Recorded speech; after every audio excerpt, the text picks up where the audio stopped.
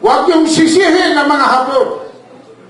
Sa karamihan ng Pilipinong namatay noong World War II sa Pilipinas dahil sa American Liberation, mas maraming namatay na Pilipino sa kabobomba ng Amerikano. Iayos ninyo, iwasto ninyo ang inyong mga kasaysayan.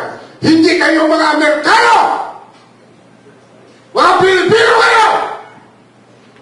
Linusog ng mga Vietnamese ang bugat namin.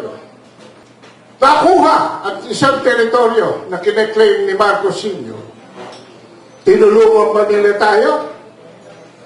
Tinulungan ba nila tayo? Tinulungan ba nila tayo?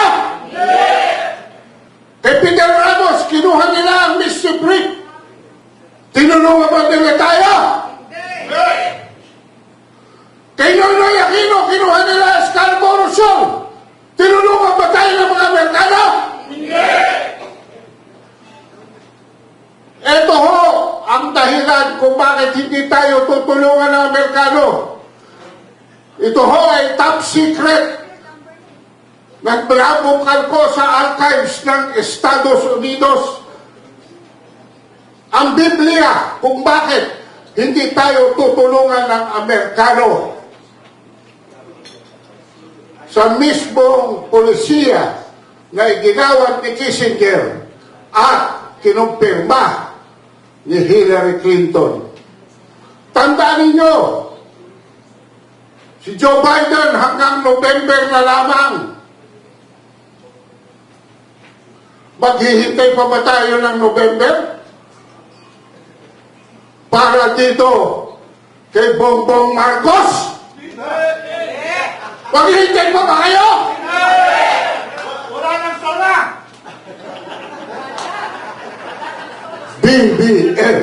BBM, how many kids will you kill today?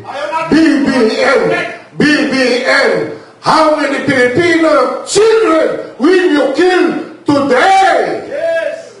Ayaw natin puduralit, President! Ayaw! BBM, bad shot ka na. Bad shot ka na! Kami ang cute! Kaya magbitiw ka na sa pwesto! Thank you, thank you. Dahil nung kami, February 25, pumunta sa Malacanang, hindi na namin inabot ang tatay mo. Ikaw, sisiguraduhin namin, pagdating namin sa Malacanang, aabutan namin ang pamilya mo. Para kayo ay kamayan, habang kayo ay nililikas ng Amerikano, pabalik sa Honolulu, kung saan kayo ay Hawaiian citizens. At dahil ikaw ay merong warrant of arrest sa Honolulu, masaya ang magiging the rest of your life. Thank you. Good luck, BBM, because with the US, there is no good luck. Maraming salamat. Palakpakan natin! Maraming applause.